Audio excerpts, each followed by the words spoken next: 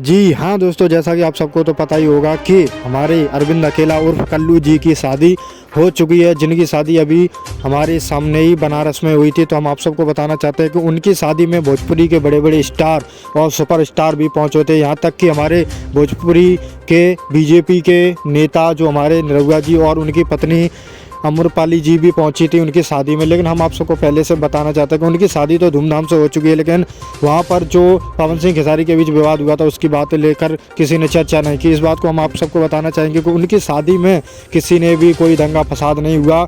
जबकि हम आप सबको बता दें, निरहुआ जी और अम्रपाली जी ने दोनों लोगों को पहुँचकर वहाँ पर बहुत सारी ढेर सारी बधाइयाँ दी, क्योंकि अभी हमारे कल्लू जी की और अम्रपाली जी की एक फिल्म रिलीज हुई थी, उस पर बहुत सारा लोगों ने प्यार बरसाया है। तो दोस्तों, आपको क्या राय है इन दोनों की शादी के बारे में कमेंट में ज़रूर बताएं, और चैनल पर नए हैं तो चैनल को सब्सक्राइब करना ना भूलें। यही वो गाड़ी है जिसमें उनकी शादी की विदाई होकर घर आ चुके हैं। थैंक यू दोस्तों।